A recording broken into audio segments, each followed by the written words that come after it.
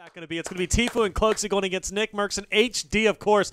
This is the quarterfinals. Whoever wins this will move on to play Vicstar and his teammate, which obviously they've been performing extremely well overall. But, man, this drop is going to get crazy, of course. Look at FaZe, boys. They're going to be going straight to Valhalla. Let's see if they will meet their ending or will they, in fact, thrive in this mystical place. Whereas NICKMERCS and HD, they're going to be heading just past Greasy into Tilted, and that's going to be their drop. Both volatile drops, but really the story is going to be on the FaZe boys. Can they make it out of this area? Because we know how crazy it could be off the jump. And normally we could argue and say, oh my gosh, I got to go hop on board with the guys in Tilted Towers.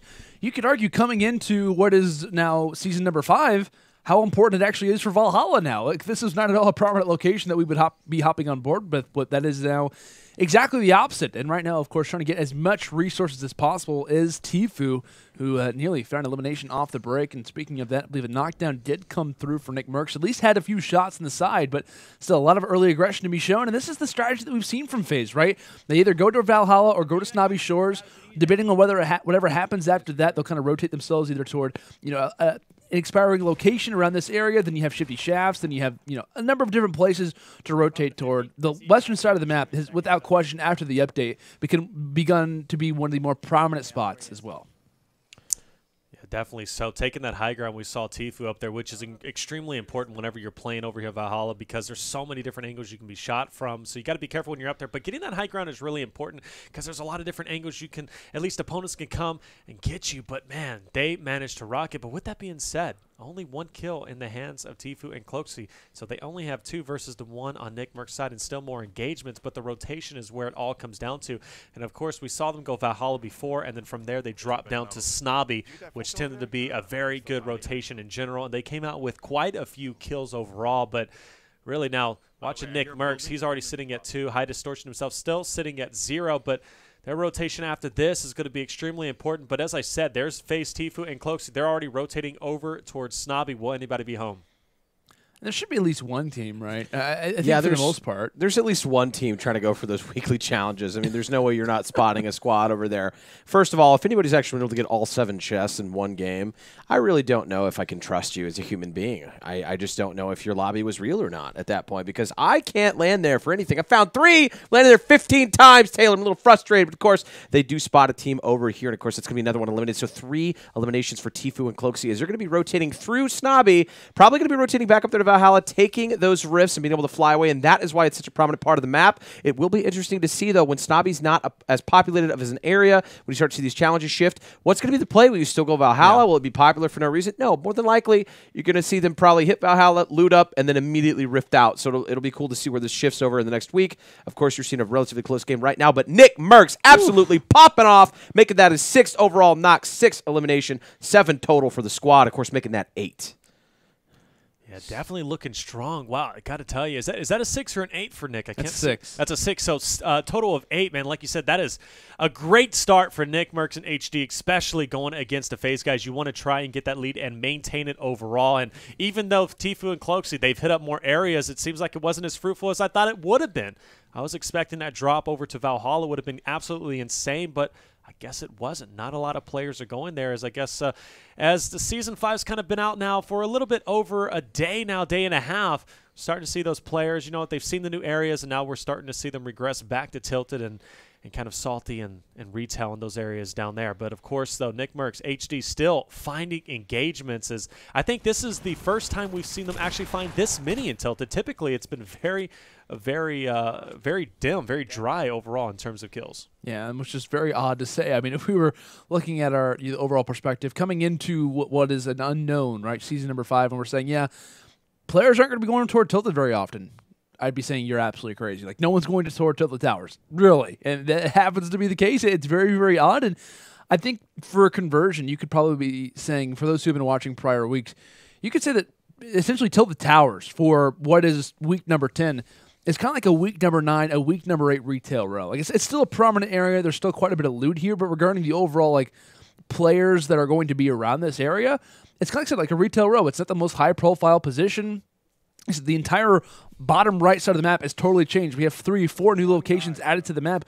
people are interested. They want to go there. And you still have quite a few guys who are loading into the game each and every second. So you're going to have a lot of lobbies where players are interested in saying, hey, this looks like this looks like a new location. This looks like a new place. Might as well try to hit it up and see what I can really kind of do from there.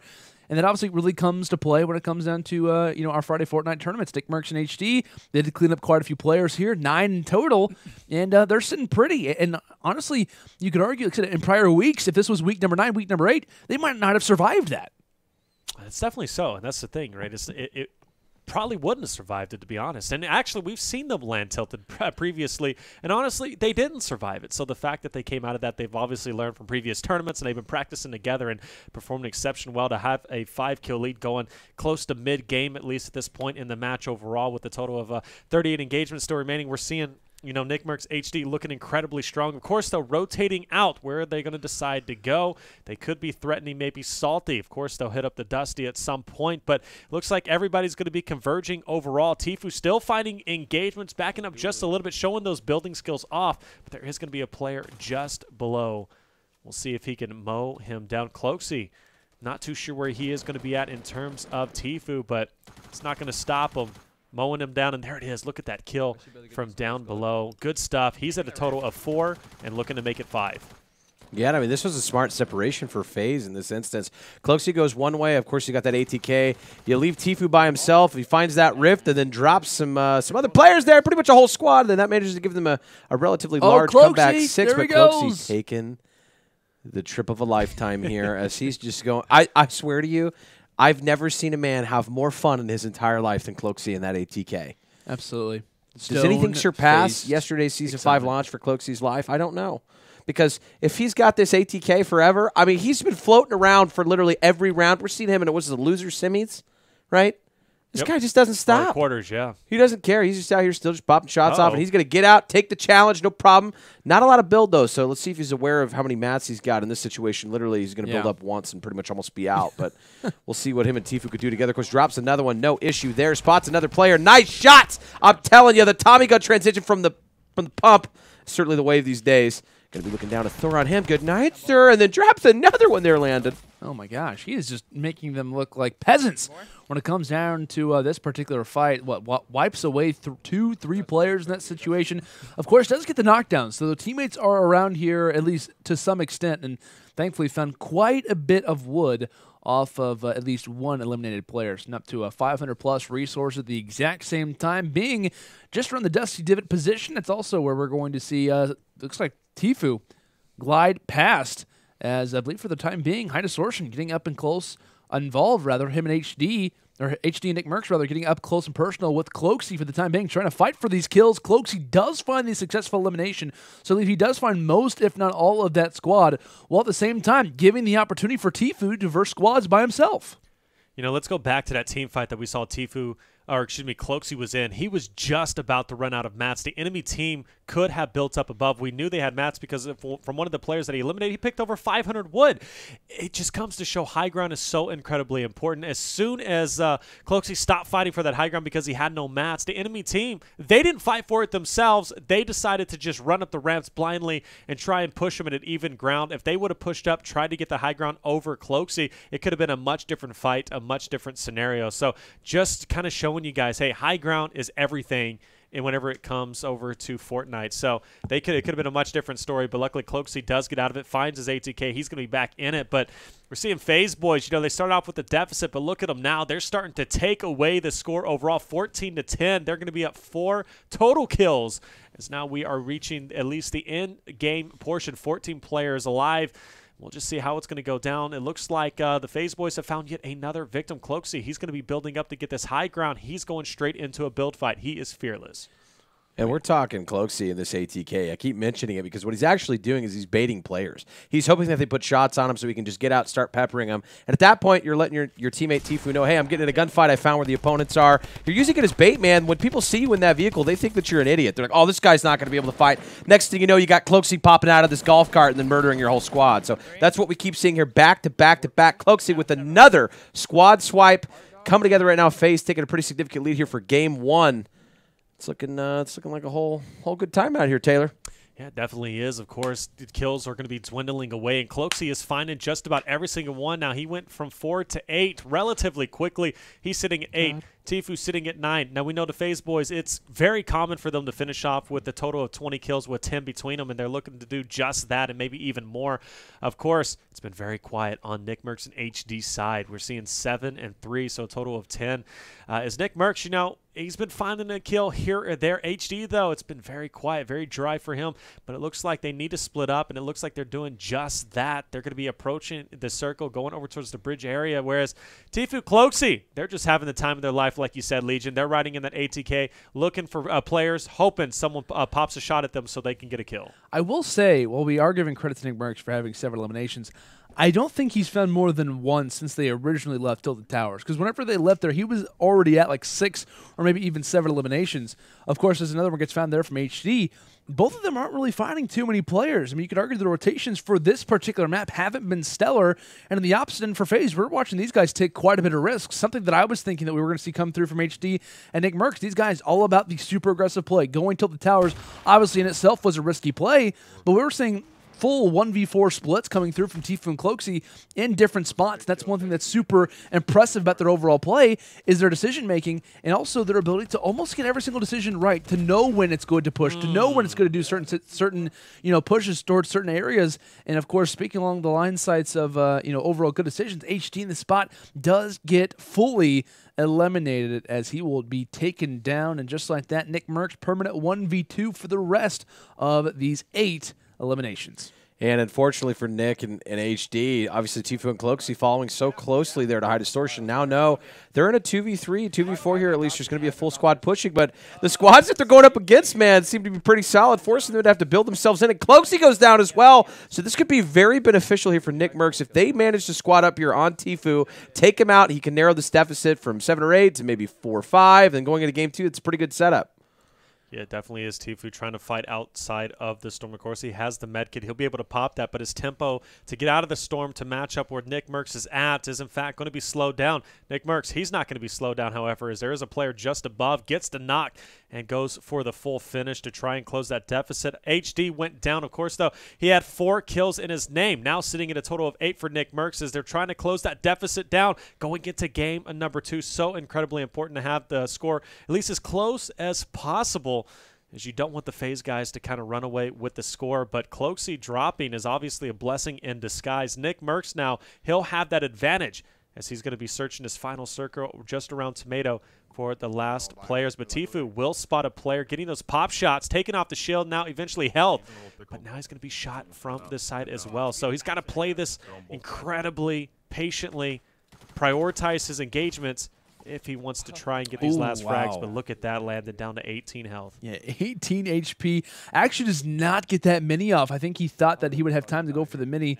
Unfortunately, now has some time to kind of reevaluate the situation. But of course, just on the outskirts here of Tomato Town, player does have the height advantage on him, and we'll see how Tfue actually vents to play this one out. Of course, many hours spent in the playground, still receiving bullets from every which direction, trying to implement a few of those straps where you hear them, the weapons on the outside of this overall build. Well, we hear the drum gun, we hear some grenade launchers as well, just trying to get somewhat of an opportunity to get this med kit off. And he's getting no time to breathe. Here comes the rush, up close and personal fight. Somehow was built over that player, and that man is sitting in a 3rd-story structure, firing at where Tfue is no longer at. A wizard-like play coming through from Tfue, back, getting some shields under his way as he's ready to go for another aggressive rush. Here comes the tactical SMG out. Doesn't not take any fire. Player trying to grab the height advantage. Tfue nearly follows suit, nearly falls off the map and is still somehow alive. He's still somehow surviving, as this is unbelievable stuff. Thankfully puts down the campfire to get a little bit of that excess healing. But like we said, Storm is already starting to move in. Thankfully not a whole lot. Tfue can start to build a little bit and try to get a little bit of an idea as to where this final player is at. A very difficult opponent when it comes down to it. Pulls out the edit and drops him as well. A full-on elimination as Tfue on full display, making an entire squad look silly. Back against the wall. Not a problem for the best player in the world. I am absolutely dumbfounded that Tfue just made it out of that situation. Managed to put... I thought he was done for sure. He had the Storm directly to his back. I seriously cannot believe he just made it out. He has clearly shown why he is one of the best players, if not the best player, currently in Fortnite competitive. What an amazing showcase of skills. Honestly, any player I would have counted out there. Tfue made it out alive. Now he's going to continue that lead single-handedly, 19-12, 7-kill lead, 1 player remaining. It's to see it. Nick and HD's going into second game. They're going to be down.